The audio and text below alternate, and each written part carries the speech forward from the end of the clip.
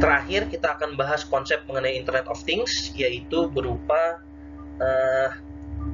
kumpulan dari sistem-sistem kecil yang masing-masing sudah memiliki sensor sendiri-sendiri yang dihubungkan menjadi suatu jaringan yang besar. Poinnya adalah IoT merujuk kepada hubungan atau jaringan yang terjadi dari everyday item yang biasanya tidak dikenali sebagai komputer. Jadi contohnya dalam hal ini mungkin dalam sebuah rumah antara televisi, lampu, kulkas, itu semua sudah terhubung menjadi satu, masing-masing memiliki sensornya sendiri-sendiri dan bisa saling berkomunikasi sehingga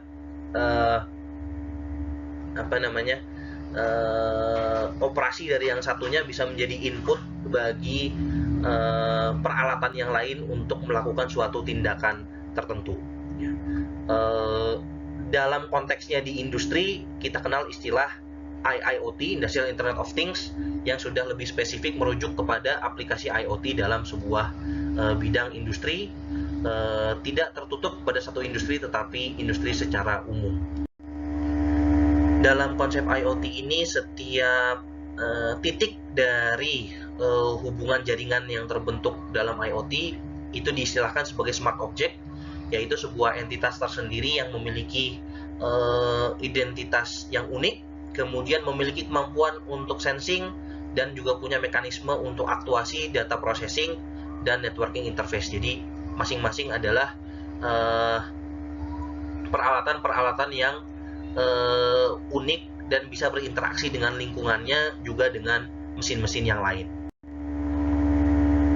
Ini adalah salah satu contoh dari smart object yang tadi sudah dibahas. Dalam hal ini contohnya adalah microcontroller yang dipasang dalam sol sepatu, sehingga microcontroller yang tentu sudah dilengkapi dengan sensor tersebut bisa menghitung jumlah langkah yang diambil, kemudian juga gaya yang dipergunakan untuk setiap langkahnya, sehingga microcontrollernya bisa secara otomatis menghitung berbagai parameter seperti yang sudah dicontohkan di slide ini. Kemudian komponen lainnya dari IoT yaitu adalah keterhubungan antara satu komponen dengan komponen lainnya. Kalau di gambar ini mungkin keterhubungannya secara tidak langsung, jadi harus dihubungkan dulu menggunakan USB, baru nanti secara otomatis apabila dia dihubungkan menggunakan USB, dia akan langsung terhubung dengan suatu server lain. Misalnya seperti itu juga termasuk ke dalam IoT. Seperti yang sudah disebutkan, IoT ini konsep yang relatif baru.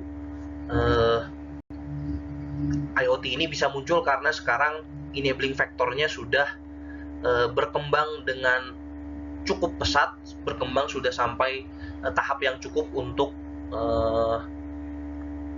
mensupport adanya IoT dalam skala massal. Jadi antara satu benda dengan benda lainnya sudah bisa terhubung secara real time. Kemudian juga IP based networking ini sudah banyak dipergunakan secara massal. Jadi protokolnya, cara berkomunikasinya antara satu benda dengan benda lainnya sudah relatif sama. Begitu juga dari sisi hardware,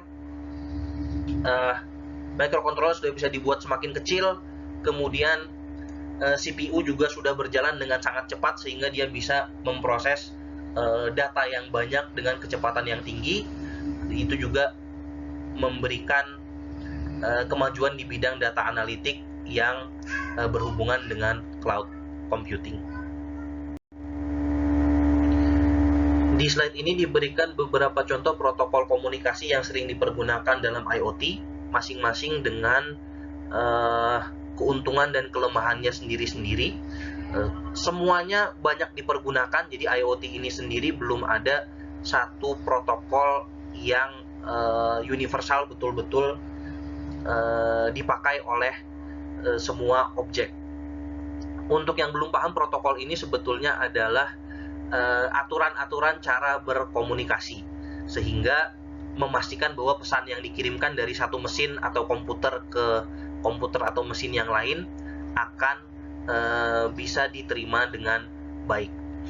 Jadi yang dikirimkan sebetulnya hanyalah berupa data 1010 seperti itu, tetapi setiap protokol itu memiliki cara-cara tersendiri supaya data-data yang dikirimkan tadi, sinyal listrik yang dikirimkan tadi bisa dibungkus sedemikian rupa, dikirimkan dengan efisien, dan apabila sampai di mesin yang menerima bisa dibongkar lagi sehingga isi pesan yang ada dalam bungkusnya tadi bisa dibaca dengan baik dan tidak korup atau hilang dalam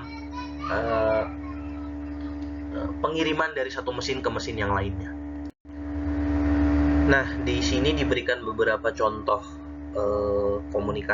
model komunikasi dalam IoT yang umum, yang secara awam juga dipahami orang kalau kita bicara IoT. Itu adalah device to device communication, antara satu benda dengan benda lainnya bisa saling berkomunikasi melalui suatu wireless network.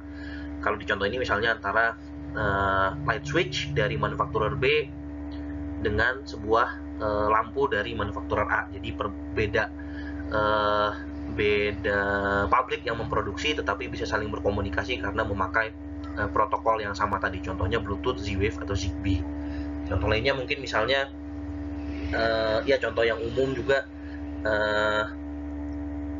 mesin kopi misalnya dengan televisi. Tentu biasanya diproduksi oleh pabrik yang berbeda. Kalau kopinya sudah habis misalnya, dia nanti bisa mengirimkan pesan ke televisi bahwa kopinya sudah habis sehingga harus diganti, beli yang baru, dan lain sebagainya. Ini contoh komunikasi yang lain. Di dalam hal ini tidak saling berhubungan antara satu device dengan device yang lainnya, tetapi berhubungan melalui application service provider. Application service provider ini biasanya adalah sebuah aplikasi, sebuah program, mungkin bisa dikatakan seperti itu, yang ada di tempat lain di internet. Jadi data yang diambil dari sensor yang ada di sebelah kiri itu dikirim dulu ke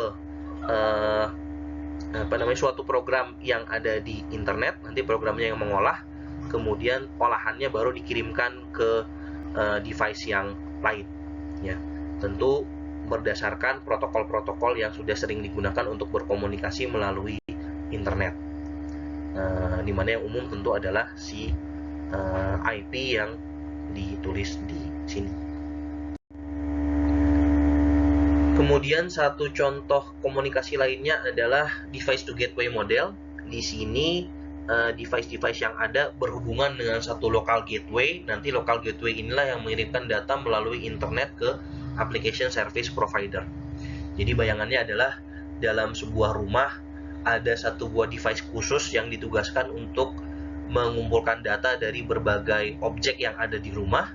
Nanti seluruh data dari device khusus tadi baru akan dikirimkan melalui protokol internet biasa IPv4 atau 6 yang sekarang ini ke application service provider yang terletak di bagian lain dari internet. Baru nanti kemudian datanya dari sana, dari provider tadi, dimasukkan lagi ke gateway, dan dari gateway-nya baru disalurkan kepada device-device yang bersesuaian. Terakhir modelnya adalah back-end data sharing model. Di sini satu buah device terhubung dengan satu application service provider, biasanya melalui internet, tetapi nanti application service provider tadi bisa berhubungan dengan berbagai application service provider yang lainnya, mengambil data dari device-device lainnya, masing-masing memiliki application service provider sendiri, sehingga membentuk suatu jaringan dan datanya bisa diberikan kepada device yang awal. Untuk materinya selesai sampai di sini, pembahasan mengenai sensor, microcontroller, dan IoT. Konsepnya saja untuk IoT, terutama hanya pengenalan saja. Apabila ada pertanyaan bisa kita diskusikan di forum yang nantinya akan dibuka di jam kuliah. Terima kasih.